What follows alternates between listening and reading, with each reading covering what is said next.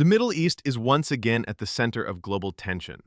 In 2025, what began as rising hostility between Israel and Iran has now turned into an open conflict, shaking the region and raising concerns for millions of people, especially the expats and migrant workers living in Gulf countries like Qatar, Saudi Arabia, the UAE, and Oman.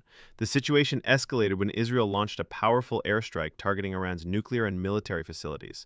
In response, Iran fired over 200 drones and missiles toward Israeli cities and strategic locations. Some of these were intercepted by Israel's defense system, but others made impact, causing casualties and widespread alarm. The conflict has now drawn global attention, with countries like the United States, Russia, and China calling for restraint. Meanwhile, militant groups in Lebanon, Iraq, and Yemen have threatened to join the fight, making the risk of a wider regional war very real. But how does this war affect the Gulf countries, and more importantly, the millions of expats who live and work there? For now, Gulf nations are not directly involved in the fighting. In fact, they've taken a diplomatic stance, calling for peace and trying to avoid becoming entangled in the violence. However, the indirect impacts are already starting to show.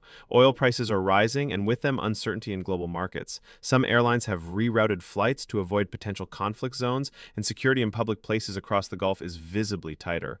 Governments are quietly preparing for any emergency scenario, even if they're not publicly saying much.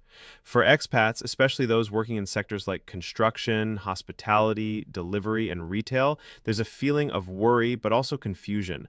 Many are asking, should I be worried? Will I lose my job? Is my country going to evacuate us? Right now, there is no need to panic. Gulf governments value their migrant workforce. They know that foreign workers are the backbone of their economy, and they are taking steps to maintain safety and stability. No country in the region has issued warnings or policy changes for expats, which means life continues, at least for the time being. Still, it's always good to be prepared. Make sure your passport and visa documents are up to date. Keep an eye on embassy announcements or safety notices from your government. Avoid getting involved in political discussions, protests, or gatherings. Stay informed, but don't let rumors scare you. The best thing you can do is stay calm, stay alert, and stay connected with your community and family back home. The good news is that despite the war between Israel and Iran, the Gulf countries have experience in managing regional crises. During past conflicts, whether in Iraq, Syria, or Yemen, the Gulf remained largely peaceful, protected by strong alliances, oil-driven diplomacy, and a focus on internal security. Leaders here know that any disruption to peace would damage their economic growth and global reputation.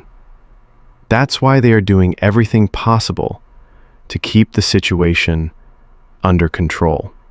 In times like these, it's easy to feel anxious. The headlines are scary. The future is uncertain. But remember, you are not alone. Millions of other expats are in the same position, working hard, supporting families, and building a life in this region.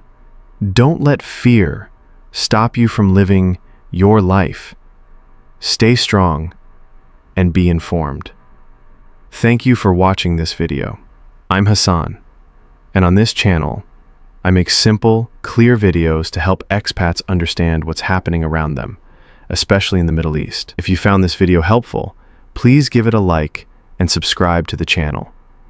And if you have any questions or thoughts, feel free to drop them in the comments below.